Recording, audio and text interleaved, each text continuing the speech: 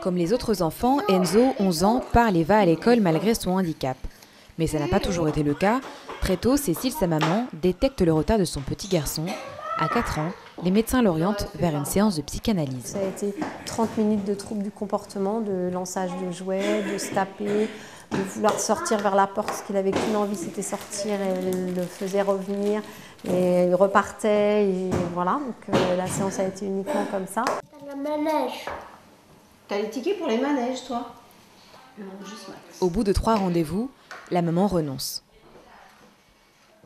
À la deuxième séance, elle m'a demandé très rapidement dans le début de la séance qu'est-ce que j'avais fait pour que mon petit garçon soit comme ça. Donc pour moi, le dialogue il a été rompu. Ça a atteint quand même un peu, même si on ne veut pas se l'avouer. Claire vit la même expérience avec sa fille Pénélope.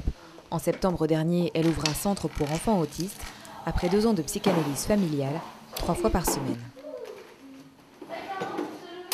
Pénélope ne cessait de régresser. Et c'est à partir du moment où j'ai mis en place une petite école à la maison, où on a commencé à structurer son emploi du temps, à fonctionner avec des images, à lui permettre à lui fournir d'autres outils de communication que les nôtres, qu'elle a commencé à faire des progrès.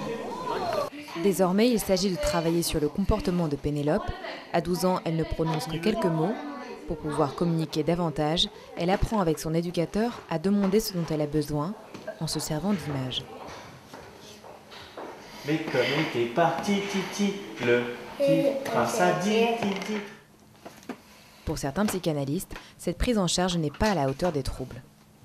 À la fois, c'est très bien, c'est très utile, et en même temps, ça peut être dangereux. C'est cette idée que justement, on n'a pas à se remettre en question. Puisque c'est de la génétique, ça tombe du ciel. Ah, c'est un accident génétique, donc j'y suis pour rien. Aujourd'hui, sans la désavouer, la Haute Autorité de Santé affirme qu'aucune donnée ne prouve l'efficacité de la psychanalyse dans le traitement de l'autisme.